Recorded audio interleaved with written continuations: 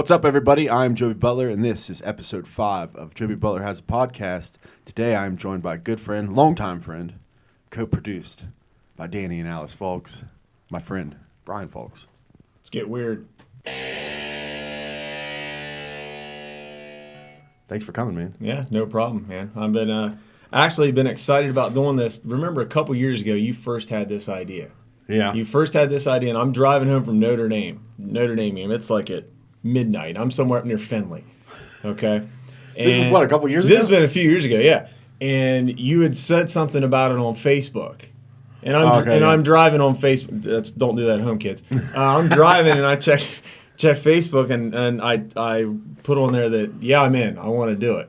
And I remember, I think Steve Clegg said something he wanted to do it, and Coach Lewis, too. So this has been in a few years in the making. Yeah, that was when I was just doing the audio version. Right. I was still trying to figure out what the fuck I was doing. Yeah, so I've been excited about this, and ever since we came up with this plan a few weeks ago. We talked about it, a couple weeks ago. But yeah, the adventure in here. Yeah. So I leave the house at like 3 o'clock, and I want to go to Barnes & Noble in Reynoldsburg because I'm a nerd. You're an intellectual. I'm a brainiac, yeah. Want to go to Barnes & Noble, and I get 4 or 5 miles out of Zanesville, and I've got a flat tire. Of course, right? Oh, yeah. So I pull over, and when I say flat tire, I don't mean 20 pounds of pressure. I mean 2.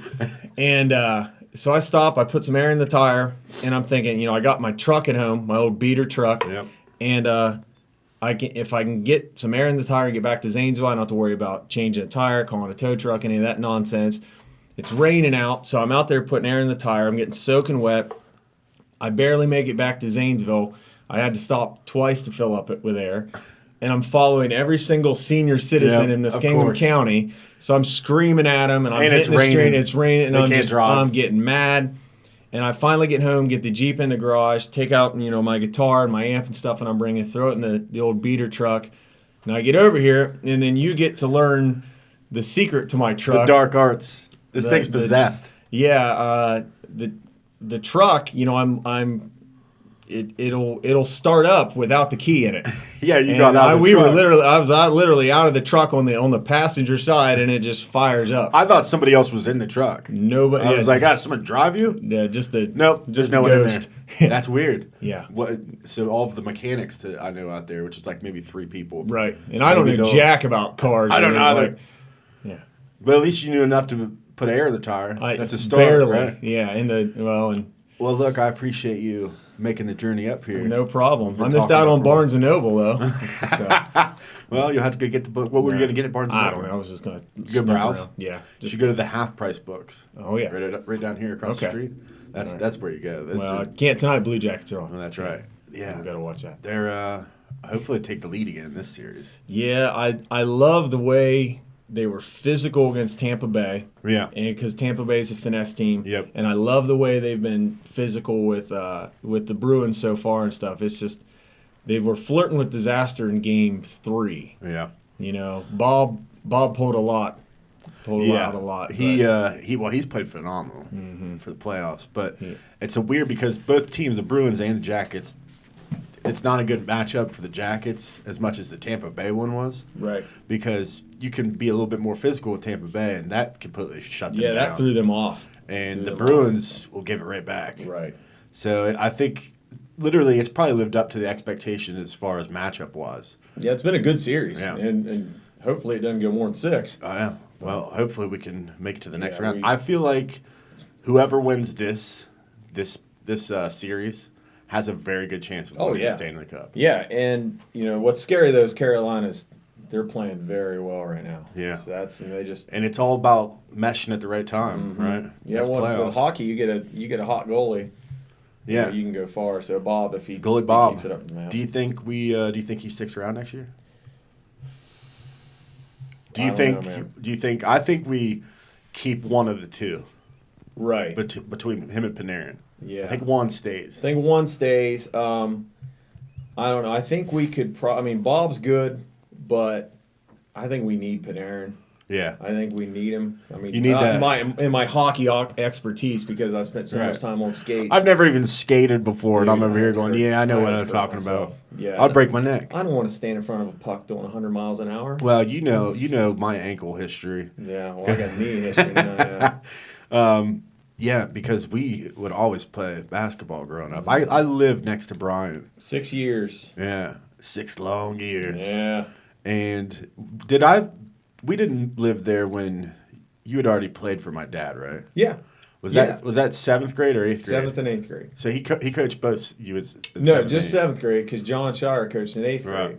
But you guys were still neighbors. You were our neighbors when I was in 8th grade and stuff. So Right. yeah, you lived there. Yeah. Have you ever heard that song "Living Next Door to Alice"? It No. has a whole new meaning for me. I have not heard that song. You've never heard that song? never I'll heard play that it one. for you after the podcast. If I had the licensing, I'd be playing it to intro you on this one. That's How right. how are Danny and Alice? They're doing well. Dad's retired. Needs He's a job. enjoying it. Yeah. He's hitting up with NASCAR races a lot. Yeah, they were just in Talladega. Yeah, I saw that. He took your nephews, right? No, we were in Bristol for that. For Bristol. Yeah, so they've been to Bristol and Talladega. So you went to that too? Went to Bristol. I didn't Well, go that to was the Talladega. night. That was the night before we watched Mike King's fight, right? Right. Yeah. And you yeah. went that weekend Yeah. to Bristol, right? How was Whatever. Yeah, because no, it would have been the Final Four weekend. Mike's fight was before that, wasn't it? it? Yeah, I believe so. Yeah. But yeah, we went to Bristol, and I tell you what, yeah, that would have been that weekend. But anyway, yeah, I liked it, but I would have been perfectly fine with only 300 laps. Right. By 500 lap race. You've that's seen like, what you needed to Oh, see. that's a lot. But and I think I would rather go to I think I'd rather go to Eldora and watch late models. I love Eldora. It's so much fun. Right, and this is what me and a few guys at work were talking about. There's everybody in NASCAR now. They're all cookie cutter. Oh yeah. They're all clean cut. They're all Well, worried. that's why it's not as entertaining. Right. There's no passion. Yeah. There's no passion. It's so what's the word I'm looking for? Not manufactured, but it's just so Produced. corporate and it's like overproduced. It's exactly what it is. Yeah. It's like before, like we were talking like 90s NBA earlier. Like 90s NASCAR was great because of the character, like the personalities. You had the Intimidator. Yeah. Fucking Jeff Gordon comes in, and even all like the other people, Sterling Marlin, all those guys were just fun to watch. Now it's like you kind of watch it and you're like, I didn't don't watch have any interest. Yeah, I didn't watch a lot of NASCAR in the '90s. I think one of the things Because you were watching pro wrestling. Yeah. Well, we did. We would get together a lot and we do the pay-per-views and stuff. Remember you made that chemistry video? Oh, that You dude, borrowed that was you borrowed awful. my brother and I was Freaking wrestling awful. action figures. Yeah, it in was the awful. wrestling ring. We did. It was me and It's a chemistry video. Yeah, we did it. It was for Mr. Stillwell's class, and he gave us a B, and that was such charity. It was awful. It I was remember watching some of me it. and like Chad Tyson and Brian Martin and Grant Eric. It was on the trampoline. Oh, right? it was horrible. And we threw in a bunch of music, and for the intros and like it was bad. That It was the awful. first thing for my chemistry video for Mr. Stillwell. That was the first thing that I ever sat down and like. That's how I learned to edit. Really? Yeah. Oh, I didn't learn squat from editing. My editing was awful. If you put in some perfectly timed music tracks, you can make something 1,000 times better. You know? Yeah.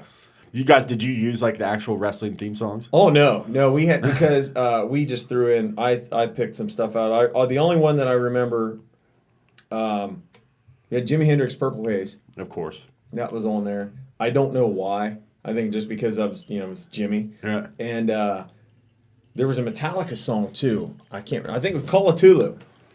Yeah. So you used some Metallica and Hendrix. Used some Metallica and Hendrix. All right. Total copyright infringement, but Yeah, these chemistry videos were fun. I don't remember a thing of ours, but it was bad. Oh. I knew that. It was horrible. It was just us jumping around on a trampoline as our wrestling ring, beating the crap out of each other, and we put it together like the day before. Of course. It was horrible. Well, that's when you make your best art. No, yeah, yeah. It's one way to put it. It was all avant-garde. Yeah, it's abstract. Yeah.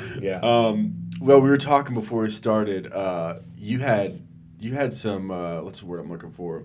beef. You had some beef. Yeah. You had some beef. A little bit. Well, first of all, I want to agree with Corey. Okay. First, Corey's like going to be your Andy Richter now. He is. Now that he's been on 2 episodes. He is. Okay, so he's like your Andy Richter, and since I'm the oldest guy you've had in here, I'm going to be like your Don Rickles. I was thinking more like Max Weinberg. No, I'm Max Weinberg. Oh yeah. The boss is going to get the band back together though, and you're going to have to take off and leave me. Yeah, probably. But anyway, with Corey, I do agree with him about his take. His take on the Revenant. Mm-hmm. And this is from episode 1, right? Episode 1, way back in the beginning. Yeah. Episode 1. Yeah, I agree with Corey that I didn't like The Revenant. You know, I read the book because I love, if I read, it's only nonfiction. I don't waste my time with fiction. If I read, I want to learn something about something that's happened or whatever. And so I read The Revenant before I ever watched the movie. And, you know, a girl that I worked with, she said, "Oh, folks, you got to go watch The Revenant. It's so good, so good." And then I watched it, and I'm like, this is crap. You know, for one... if I recall, because that movie came out 5 or 6 years ago at least. Yeah, at least. Yeah. He didn't. Hugh Glass didn't have a son, and he was angry and wanted to go after those guys because they stole his gun. His gun was the prized possession. I feel like that would have been a better story than what they actually made. He went after his gun. He didn't sleep in a dead horse, if I recall. Yeah, he did. Who's Tom Hardy's character? Uh-huh. He didn't die. Like he was put on trial. So he wasn't killed. So there was a lot of creative licensing. Yes, a lot of creative freedom in that. And so I kind of like the book better. But it's Hollywood, man. So I agree with Corey there. Now, as far as episode 4 is concerned, okay. Listening to you three. Now, I get it, you're young. But listening to you three. Oh, man, here we go. Fumble around your 90s NBA knowledge. Okay, Sean Kemp's the Rain Man. He is the Rain Man. Easy one. Well, okay. I knew what it was. It was so easy that I couldn't think of it. I was blanking out. And of course, Corey, he was like, it's Big Daddy. And that made me realize, I think Sean Kemp has a ton of kids. We look it up, he's got 8. And right, he does have a ton of kids. And if you read Mark Titus's book, he says something about something being rejected, like Sean Kemp rejects condoms or something like that. But I loved Sean Kemp in the 90s. Man, he was a monster. He was filthy. He was a monster. And to me, that's what Zion Williamson now is Sean Kemp. That's my opinion. But anyway, your 90s NBA knowledge. It was lacking. Sufficiently. Okay, you know what? I'll take the heat. I'll take the heat. I'll put that on me. Right. I'm not going to have those two ever. No, you can bring them back. You can bring them back. No, I will take the heat from that one. But I agree that, I like the duo of Malone and Stockton, but, I mean, Jordan owned him in the finals. Well, I mean, to be fair, Jordan owned a lot of people. Right, he owned a lot of people. But I disagree with Court. NBA Jam is far better than Do you think? Because, listen. Far better. The one takeaway from that episode that I've had a lot of comments on is people agreeing with his take. That NBA Hang Time is superior to NBA Jam. Because I'd never played it until that night when I heard about it. I didn't even remember that game. Because you could put in a code to get like Bill Clinton or Al Gore. And they'd be out there, I thought you were going to say Bill Walton, and then you took a hard left with that one. No, man. You put in ARC or something like that, or you put in for Arkansas and Bill Clinton, and then you put 10 for Al Gore. So you can, is it the same principles? So like, when you go up for a dunk and you disappear off the top of the screen. Oh, yeah. Everything. Al Gore, you hear him go, I invented the internet. Not quite. It's not like that. No. Because the internet didn't exist. That's really, until he created it. Right. Of course. Right, yeah. But I don't know. I'm still partial to NBA Jam, personally. All right, there we go. I agree with that. I like it. And the NBA Jam that came out for the Wii a few years ago was pretty good. Yeah, I played that one. That one was pretty good. It was pretty good. I always play, whenever we get to like the bar arcades, that's the first game I play, is NBA Jam. That's a good because one. it's a classic. Yeah. He's heating up. Oh, yeah. But that guy had the best job ever. Oh, yeah. It's like, hey, we need you to do some voiceover work. All right, what's the gig? It's going to sound weird, but it's this NBA arcade game. You're going to say Boom Shock a lot. Yeah. But I spent like 5 days in a hospital, and this is embarrassing, but you know what? This is meant to be fun and fun. I wrecked a moped because that's cool. That gets the chicks. Yeah. It's not. How'd you break? There's 2 bad things. Is one, you wrecked the moped, and 2, you went to the hospital. Yeah. Well, so I'm summer going to the 7th grade, and I wreck a moped, and I cut my arm. Well, we're riding this moped around on a farm, and I wrecked it into a mud puddle, so you can imagine what got You're doing it for America? Yeah. That's an all-American weekend. So right I got cellulitis in the arm. I had like red streaks going up and down my arm. And from wrecking the moped? Yeah, there's the scar. Look at that. Yeah. You're not lying. Zoom in, yeah, hell no. And, but I had to spend a week in the hospital, and I was the only kid on the floor, so they had a Sega Genesis. Nice. And I played NBA Jam because I had nothing else to do. I'm just sitting there. It's not like I was, incapacitated there. I just had to get this infection out. That's such a great story because you have the scars that you will carry with you now. Oh yeah, the rest because of I life. wrecked a moped. Have you thought about? I wrestled a bear. So you immediately I have didn't to get Hugh Glassed. Yeah. I wasn't in the Revenant. No. So have you thought of do you just immediately tell has anybody ever asked you, where'd you get that scar? No. So really. you don't have to worry about what story am I going to tell them? Because I think you would have to still tell them. But I'm pretty quick. I could come up with something. There you go. Well, I think the moped story is probably better. Yeah. It's it's more entertaining, right? It's definitely more entertaining. Plus, the ladies love a guy that can make them laugh. Yeah. And a guy on a moped. I was 12. Okay. Right. Yeah. You have an excuse. I do have an excuse. I've never been on a moped. I don't think it would work out for me. Nothing about this body frame says moped. Or two wheels or one wheel. Give me the standard 4, and I'll work from there. My truck, my demon truck. Yeah, your demon truck. You should name that goddamn thing Christine. Yeah. Damien. It's Damien. Yeah. That is the craziest thing. I've literally never seen that ever happen to anybody else before. For the world of the internet out there, I got out of the truck and I held up the keys and it was running. Yeah. So to prove to Joby that it happened. I saw it. No one's gonna believe us still. No, if we should have went and got the camera right there. I wish I would have. I wish I would have. That was when I knew that this podcast was starting off on a good foot. So all right. So you've watched the other episodes. Yeah. Well, those were the two. Those were the main beefs you had. Those were the main. Was just your guys' lack of. So we've settled that. We're good now. I'm good. I've got that off my chest. Speaking of movies, you're a big Marvel fan. I love the Marvel movies. I think they're great. You've seen that Endgame then? Yes. Yeah. Did you like it? As I was watching it, okay, I'm thinking, not quite Infinity War. Sure. Obviously love the ending. I won't spoil anything. Love the ending. Okay, the ending got me.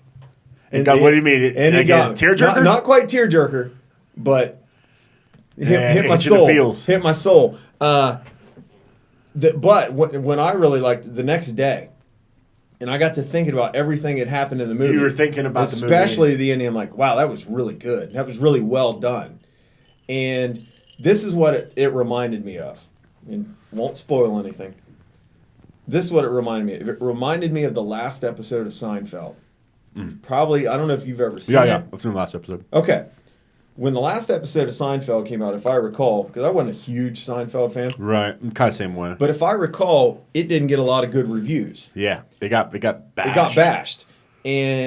But over time, it's been more appreciated, and I think that's the key word there with Endgame is that it's an appreciation. Right. You know, the old Seinfeld episode, or the last Seinfeld episode, was all about bringing back all those old favorite characters to show an appreciation to the fans. Right. To me, that's what I see Endgame as a total appreciation. So as I'm watching, I'm thinking, this is last episode of Seinfeld. It's not going to really, truly hit me till later on. Well, it goes for the longevity game. Right. You know, as time goes on, you appreciate it more. And they've put so much effort into those movies. Oh, yeah. Well, I still think, I remember watching the first Iron Man movie when it came out in theaters and, loving it. Mm-hmm. Because it was obviously it started the whole universe, but you're watching it and it didn't seem it wasn't like a huge budget movie. Right. And over time, it's I didn't really care for the other Iron Man movies. They were okay. Right. But I think my favorite Marvel out of the whole universe, I love the Guardians of the Galaxy movies. They're good. Because they don't take themselves seriously. Right. And they develop the characters well. And I think they tried to start doing that with Thor towards the last one. Ragnarok was outstanding. Yep. Because they finally figured out the best way to use that character. Yeah. And Korg. And Ragnarok. Korg is great. I'm a big, what the hell's his name? The Grand Master. Yes. Jeff Goldblum. Jeff Goldblum. Dude, he's incredible. He's very good. I would watch him do anything. And that's the thing too. That's why these Marvel movies are so good. Is that you got all this Disney money back in it. Oh yeah. You've got these huge stars, these A-list stars that are playing. Like you get Glenn Close in the first Guardians of the Galaxy, and she's not in any of the other ones, right? Right. Or shoot, who plays? It's Star-Lord's dad, Kurt Russell. Kurt Russell. Yeah, Kurt Russell. My favorite actor. Right.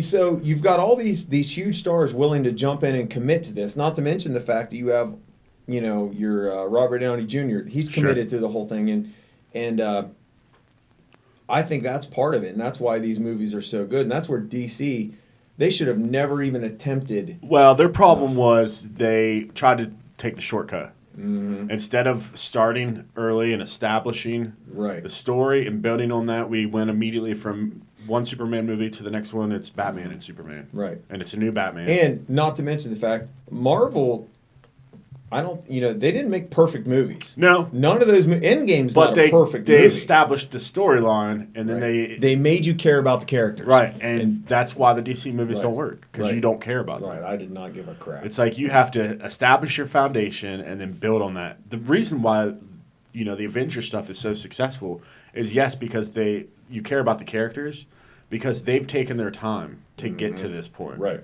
It's been how long? How many years? When did the first Iron Man movie come out? 2008. 2008? Yeah. So. Now, I will say this. My nephew wanted to go. This might be a shock to you. My nephew wanted to go see Shazam.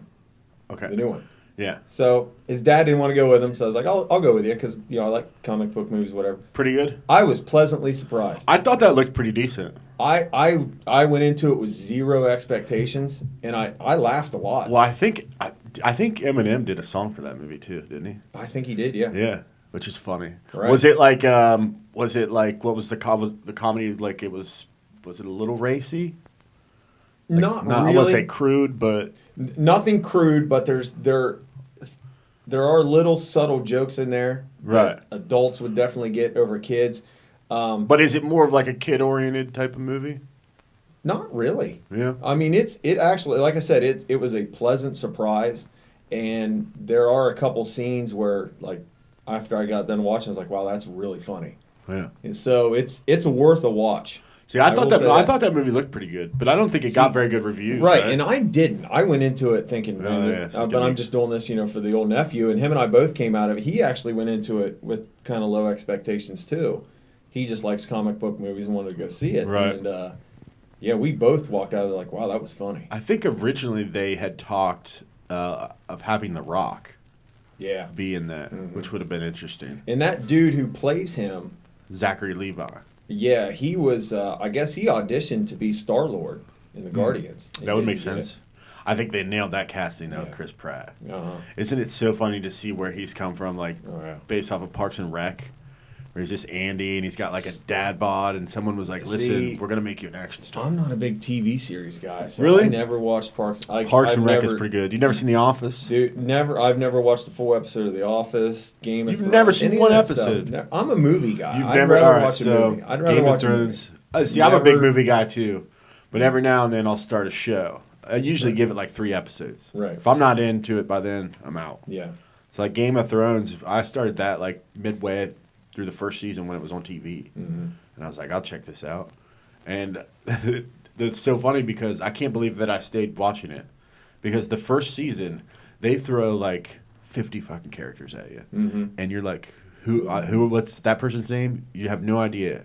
And then by the end of the first season, spoiler alert, it's only been out for 10 years now. Right. Everyone dies. And you're like, wait a second, who's this show about? Well, who am I supposed to be following? And then when they start the second season, you realize, oh, okay, it's about the kids, basically. Yeah, see, I'm clueless. But I will say this: I did see on Facebook there was some bar, they were showing whatever that episode. The last was, episode. I don't know, but they had this huge crowd at this bar, and they had it on this big screen that covers their whole wall. And when that girl, I don't know any of the characters' names, whatever, when she drops the knife, but then catches it. And then she stabs old, The Night King. Yeah, whatever that guy is. I can tell you're so into this show. Yeah, this fucking guy. Yeah, whatever. So, yeah, I want to have whole place erupted like freaking somebody just won the Stanley Cup Finals. I want to. That's the new segment I've decided. I'm going to have you do TV show reviews. TV show reviews. Yeah, we can do that. You've never seen it. Crappy shows. Yeah, you just go, some guy. Yeah, let me watch the last. I'm going to throw you in randomly into a season and be like, "So what'd you think?" You're like, I don't know. Some guy was in it.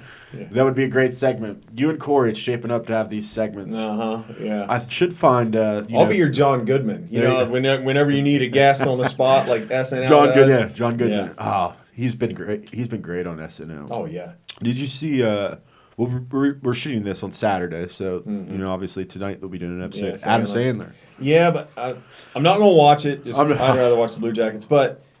Sandler, and he's part of the, to my opinion, greatest cast of all time. Those casts from the early 90s to about 93, 94. Bashed during that time.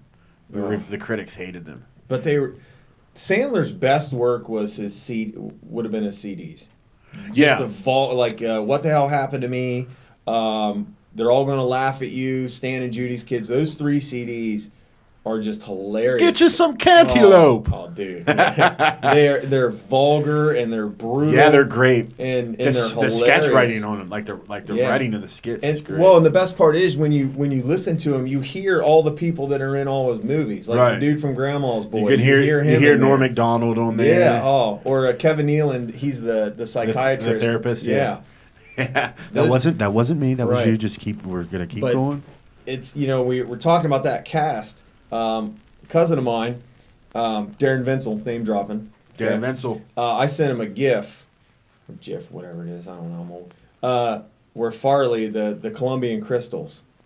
You know, when he gets all mad and stuff, and Darren hadn't seen that skit. It was like, where he freaks out. Yeah, so I sent him like that's one of my favorite ones. You know, and obviously the Chippendale skit. Schmidt's gay. Yeah. Massive head wound Harry.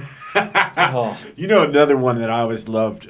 It's so funny. Like some of these hosts that are on there, they've been on it so many times and have so many iconic skits. Yeah. That you almost consider them a cast member. Oh right, Christopher Walken. The Continental, the Continental. Oh, love it. That one's great. He's not. And I also love the one. I can't remember what the name of his character was. When he would touch their hand. It's from his character from the Dead Zone movie.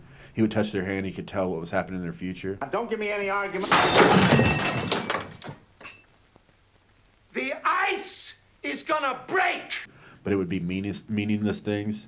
He would touch their hand and he would go, "You're gonna get into a cab later." And the guy would be like, "Yeah, okay, what's gonna happen?" I have seen that. And he would go, "You're gonna put your coffee on top of the cab." And he goes, "And then what? I'm gonna get run over?" And he's like, "No, you're gonna forget your coffee." And that's it. That's all he does. But he's great on SNL. There's an old good one. Joe Montana was the host. I don't think I've seen that one. Oh, this is an old one.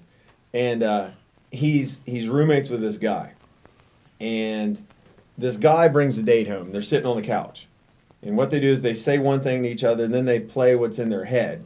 So they're lying to each other the whole time. Right. Okay. Well, then Joe Montana comes in and he says, "Hi, nice to see you." And then they play what's in his head. And he's like, "Hi, nice to see you. I'm really happy to see these guys." I've never seen this episode. So everything Joe Montana says is honest. And then towards the end of the scene or whatever, he's walking up the stairs and he goes, "I'll be in my room masturbating." Then you're in his mind. Right. Oh, it's good stuff. Well, the thing about that 90s era was the writers on there were so great. Like they had like Bob Odenkirk wrote at one point. Conan wrote. Robert Smigel has wrote forever. Yep. The one guy that's in my mind the best writer to ever go through there, and I can't think of his name. It's gonna drive me nuts. He plays in Billy Madison. Yeah, he's the guy that plays the game show host. In no way, shape, or form, right? Was that correct? Yeah. And I love on the back. The backboard, all the other categories that they could have picked from. Yeah. Yeah, no, but that's a good one. Yeah, but that guy is a writer. Right. And I can't think of his name I can't off the top of my head, but IMDb it. He is by far they still bring him in every now and then to write some skits. He doesn't work there really full time anymore, but he'll show up. Well, and all the old stuff that those dudes used to do to each other, what Farley would do to those guys and all that stuff. Right.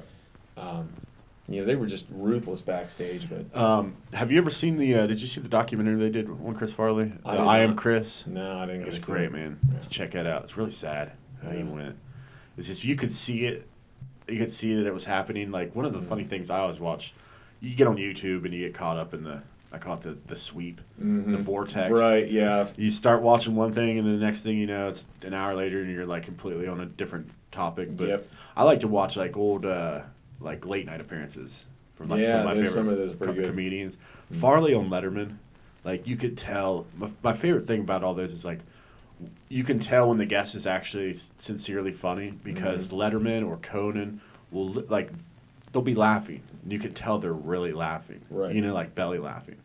Farley's on there a couple times, and like his first appearance, you could tell he was on there and he just wanted to make Dave laugh. And he's just a sweaty disaster. Yeah, and Dave loved him. Yeah. And then the last time he was on, it was real bad. He was talking like 1,000 miles a minute, and he was just drenched in sweat, and you're like, oh, Jesus, this guy's going to have a heart attack. But, yeah, Farley was something else. That whole 90s cast was incredible. And even some of the stuff in that, there was that window of time where it was bad where your Chris Kattan and those cast and those guys were starting to come up, and they were kind of learning how to do it. Some of that stuff was funny, but I haven't watched a full episode of SNL. I've watched. It's bad now, man. Yeah, there's been a few skits that I like. The Ryan Gosling, the alien abduction one was good. Yeah, for some reason that whole episode was really good. I never watched it. Oh well, I did see that they were at like a Christmas Eve party or something. That one's hilarious. It's called Santa Baby. Yeah. They make it like kind of look like a Tarantino type of movie. And they still, him and his girlfriend, still believe in Santa Claus. Right, yeah. to a twisted degree. Yes, a very twisted. That whole episode was really good, though. That, and for some reason, I don't know why, but I have always liked the Peter Dinklage Space Pants. Yeah, Space Pants. I watched that Gwen yesterday. Stefani screwed up. She did. Almost ruined the whole She about started singing thing. too early. I literally just watched that yesterday. It's funny to bring up. Yeah, he's a great one to have on, because it's like you have so many possibilities that you could do with him, right? Yeah, another one, Game of Thrones, but you wouldn't know that because he doesn't watch it. No, I do not. Well, listen, let's take a quick break, and we'll be back right after this. All right.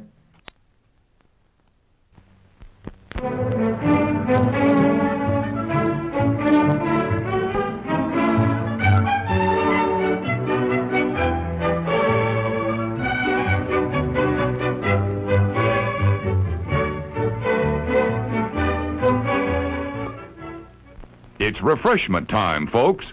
Time out for a delicious snack in our sparkling refreshment building. Every item a fresh, appetizing taste treat. And we're back. You brought the axe with you.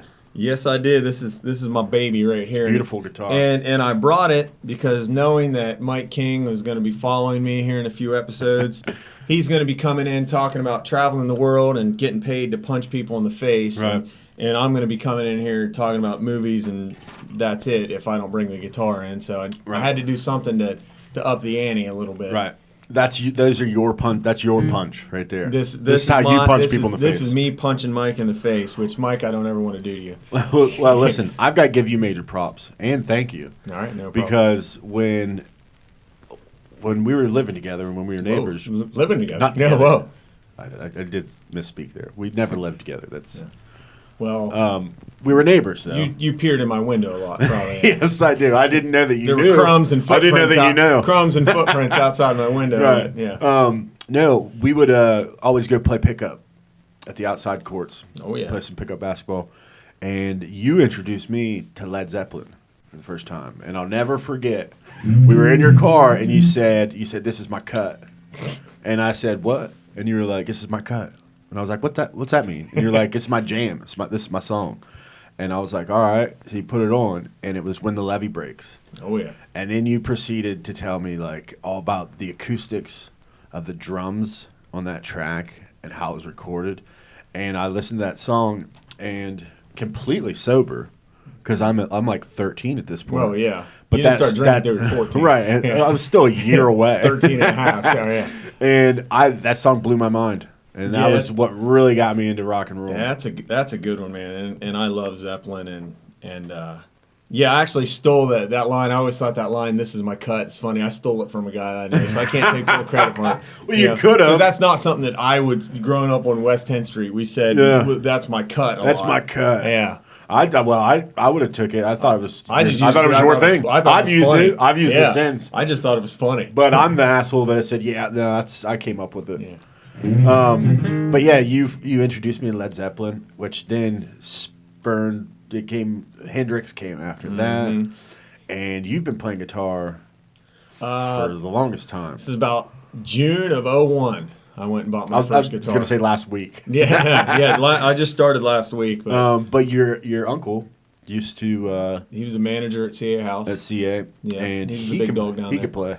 I still play with him. Tuesday. And he taught my uncle how to play. Yeah, he's pretty good. He still is pretty good. Yeah, every week, him and I get together and play. So my parents bought my first guitar from him, which is that boy over there, and probably still has the original strings on it. That's how pros it is. It's still got the original strings. Nice. Yeah, bought that Alvarez. It was my first. It was the first guitar that my parents bought me, and Never too late to get started though. I want to. I can play a couple things, but not very good. And they're the most basic things, some Seven Nation Army. It's like one of the most basic things to play. What was the first song you learned to play? Oh, first song I learned to play? Yeah. Full song was actually Stairway.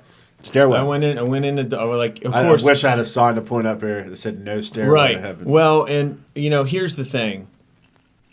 We started off, we did all the little basic stuff, whatever. And I finally went and I said, I want to learn Stairway to Doug.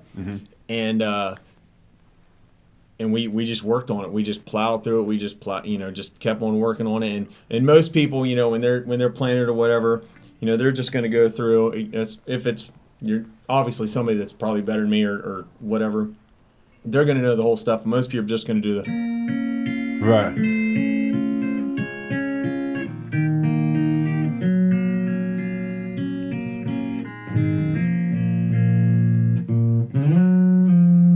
And then it was, Stairway, but they don't get into the, the rest. They of the play song. up till that point right there. They'll play up to that point, right. and then they don't get into that.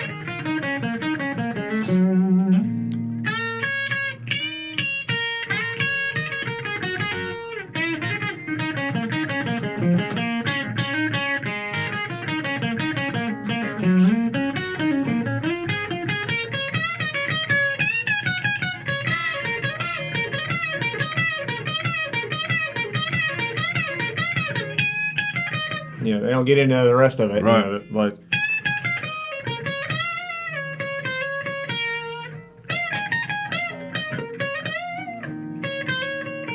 So this begs the question then. right. Who are your influences? Who would be your top 5 guitarists? Top 5 guitarists for me personally. I remember being a little kid and like 5, 6 years old or whatever. And my cousin, she would babysit us and we'd watch MTV and stuff like that. And, seeing Guns N' Roses. So Slash is the reason why I love Gibson Les Pauls. Right. I love Slash's stuff. The Estranged, the riffs in Estranged off Use Your Illusion 2. That's some of my favorite stuff of all time. So Slash, Hendrix.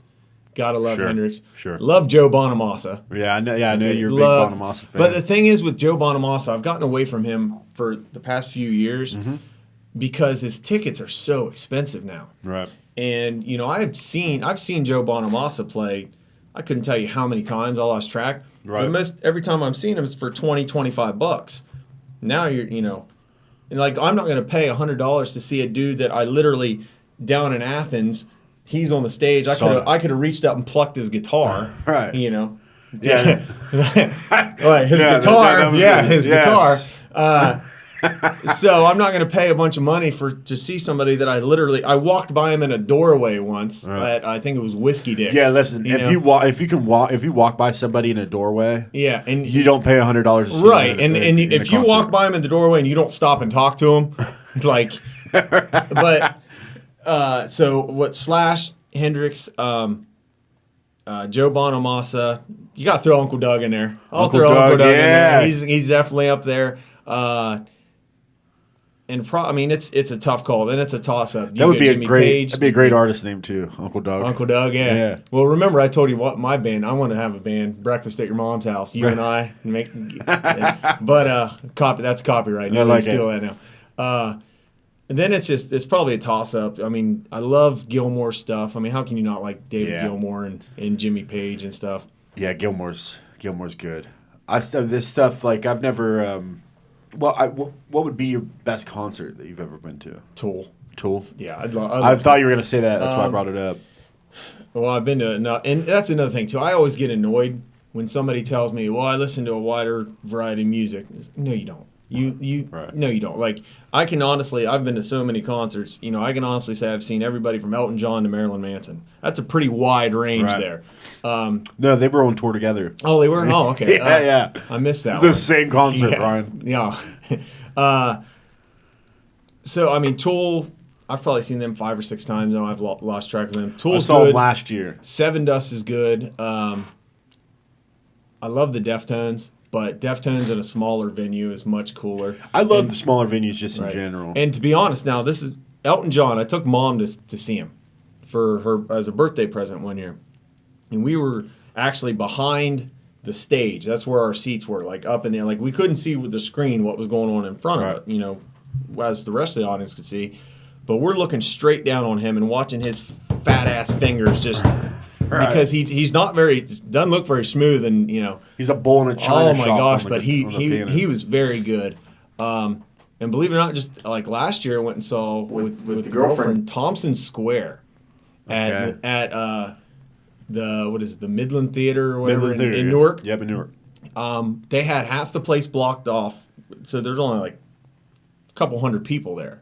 And it was just an acoustic set. Just him and her, one acoustic guitar, and they were outstanding. That's pretty cool. I would go see them again. But so when you talk about a wide range of artists, but Sevendust is one of the coolest shows I've ever been to. Yeah. You used to go to Ozfest. I've seen Sabbath, Priest, Iron Maiden, You've seen all those all dudes. the great ones. Yeah. Yeah, I don't even know what mine would be. I saw Tool last year at Rock on the Range. Yeah, and I haven't heard a lot of good stuff about their show there, but to me, when you go to a Tool concert, when it's just Tool and it's in an arena, it's like a cult in there, man. It's that crazy. Too, but that was also. Correct me if I'm wrong. You would probably know more. Now that was like one of their first shows in a while, right? Not really, because we saw me and Chad Rice and Ben Blair went to Pittsburgh to see him in. I think June of 17, maybe. We went and saw them before then. Yeah, they've been playing. I didn't think it was terrible. I mean, it was kind of. It's different. It's not a metal festival. I'm not a big festival fan, to be honest with you. Right. I don't like to do huge crowds. Yeah. Like I get just anxiety. Mm-hmm. It's not crippling anxiity. I'm doing this goddamn show. Yeah, you're an agoraphobe. Yeah, it's just more or less like I always feel like I'm in the way, and like I can't get comfortable in settings like that. You know what I mean? The old Ozfest were cool. Did they do those at the old Germain Amphitheater? They did it. We saw them at Germain. Yeah, I guess we saw them at Germain. We went to Pittsburgh one year. I love that venue. And it was at Pittsburgh where I met Jada Pinkett. Oh, yeah. I never knew you met Jada Pinkett. Yeah, I met her. How'd that go? She said hi. So it was It was because she's in a metal band.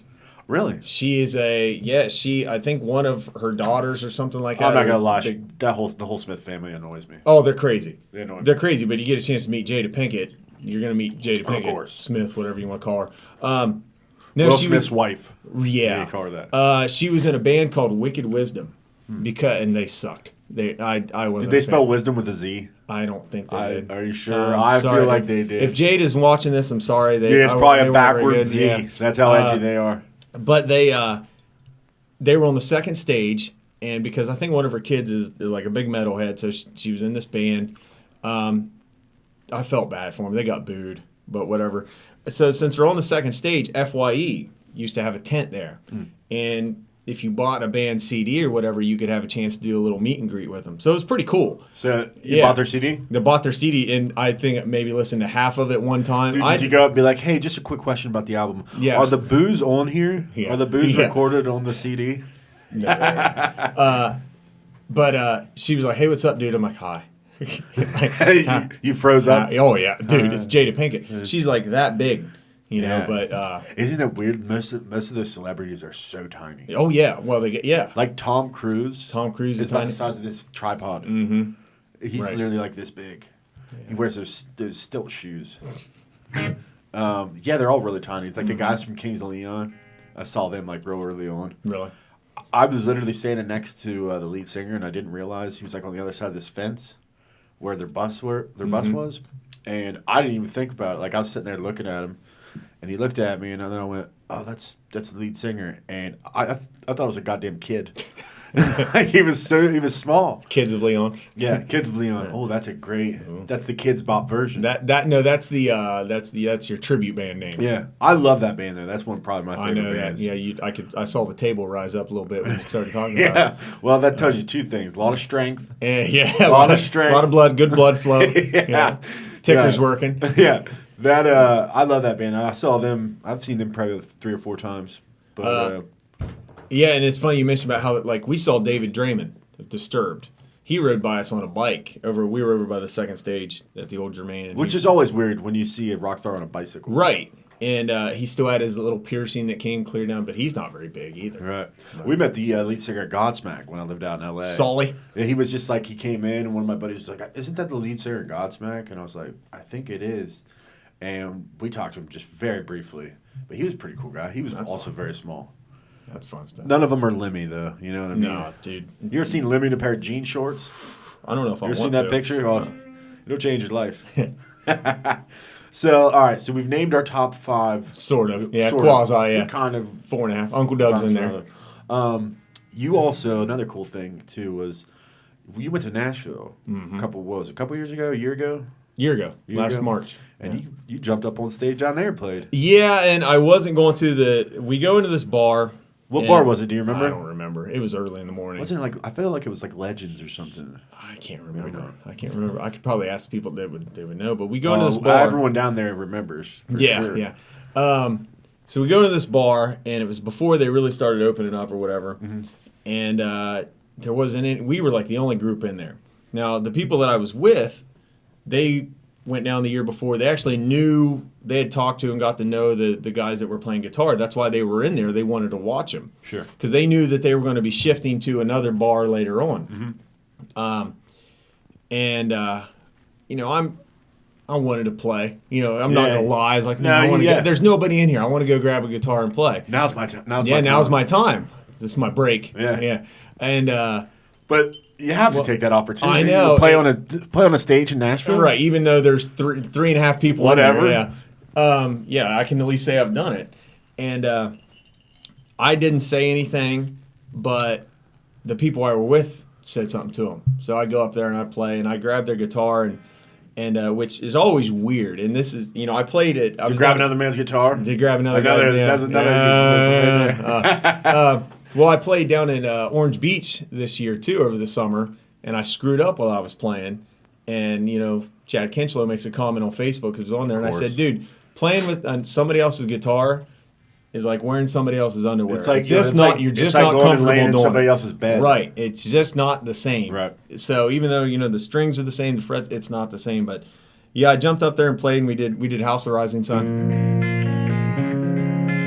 It's a great one.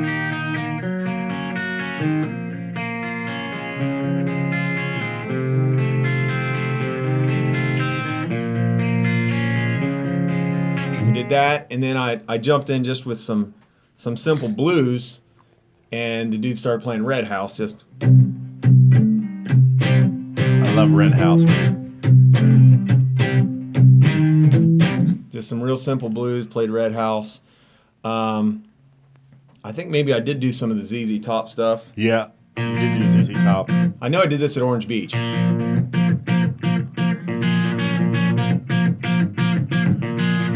There's something about ZZ Top that just, you feel it in your pelvic bones. You know what I mean? It's like I've got a pelvic They're thrust just of cool. this. Yeah, they're just cool. They got 9 million songs that are all exactly the same. It's I all love the song. But here's the thing: when Jimi Hendrix says Billy Gibbons is his favorite guitar player, that says something about Billy Gibbons. Yeah, I love this song. I think it's Red, Blue, and Righteous. You ever heard that song? That's ZZ Top. It's a good one. It's a slower, bluesier one. Dude, they're still writing some jams. Oh yeah, I saw one on YouTube not too long ago. I can't remember the name of it. Chartreuse or I something. think it was they like did. 21 lighters. I got 21 lighters on the dresser. Yes, sir. I was like, yeah, this song rocks. There you go. Yeah, those guys are great. But back to what you'd asked about. The first song playing just with Stairway. Just you go through all that, then you get into.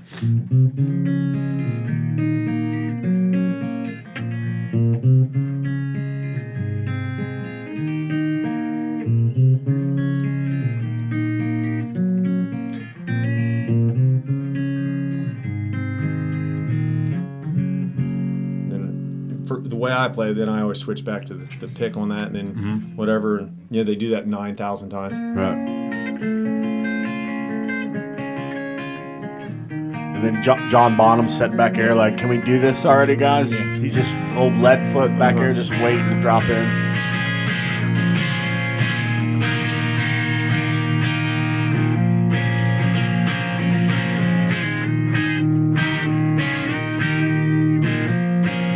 You got that. And, Yeah, you can play.